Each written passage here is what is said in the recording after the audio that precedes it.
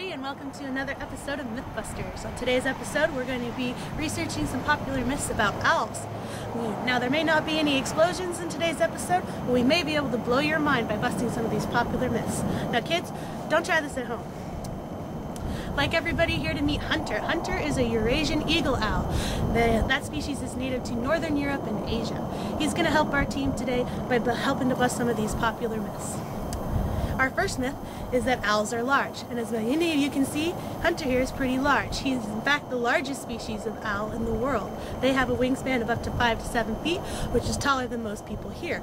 However, even though he's this large, he only weighs about 5 to 8 pounds. This is because owls, like all other birds, have hollow bones. This allows them to fly. Also, other owls are very small, like the elf owl, which has a wingspan of only about 9 inches and weighs just about an ounce. So the myth about owls being large is both true and false. So we'll call it plausible.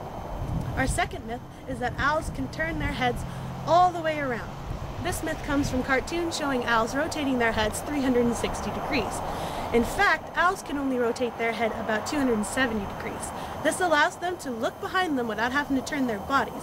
Still a pretty amazing feat, and they accomplish it by the fact that they have 14 neck bones, whereas you and I only have 7. So the myth about owls being able to turn their heads a full 360 degrees, that's busted. Our last myth is about the wise old owl.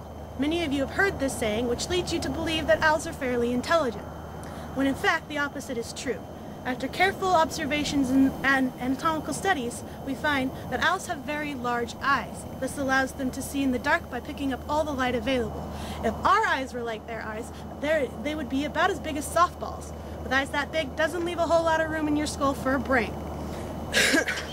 The smaller brain is not that bright, so all the lights may be on, but nobody's home. So that myth about the wise old owl is busted. So everybody, let's give a big round of applause for Hunter for helping us to bust these myths.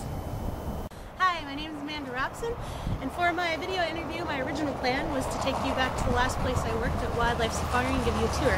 However, as you can see, the weather here turned wintry, and travel there just wasn't a safe option.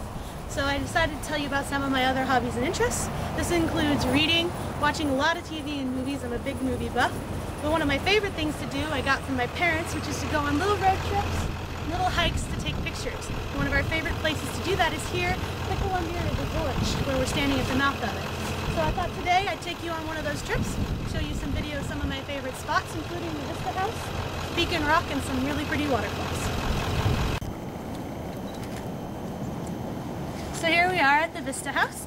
As I said before, my parents really encouraged me to get into photography. They gave me my first camera when I was about 8 years old. I took photography in high school. It's not something I consider myself a professional at, but it is one of my favorite hobbies. I love to come here to the Vista House, which is at the end of the historical Columbia River Highway, because it has great views of the entire gorge.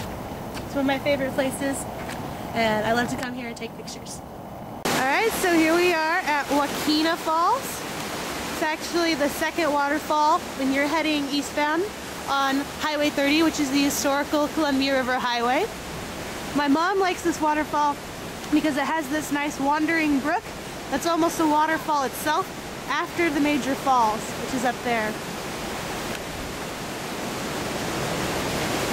These waterfalls, of course, were formed in the gorge here because after the Missoula floods, which you may have heard about or may not, which happened during the last ice age, large torrents of water carved out the Columbia River Gorge, and these tributaries became waterfalls. Salmon do come and spawn up here in these creeks, and it's one of the Northwest's most attractive things, in my opinion, is the Columbia River Gorge and its waterfalls. You know, when I was listing my hobbies, I left out the most important one. I have a 5-year-old niece and a 4-year-old nephew, and they are my favorite things in the whole world, and I spend a lot of time with them. So this is my niece, Katrina. Katrina, can you say hi? Hi! Okay, so here we are at our next stop. We are actually up a little over 70 feet. We're at the bridge at Multnomah Falls. It's probably the most famous landmark here in Oregon. It is the tallest waterfall in Oregon. The upper falls, which we're looking at here, is a little over 540 feet tall. We're standing on a bridge, and underneath us there's lower falls that falls into this pool, and as I said, it's about 70 feet. So we like to come here during all seasons. We've actually been here when the Upper Falls was completely frozen over.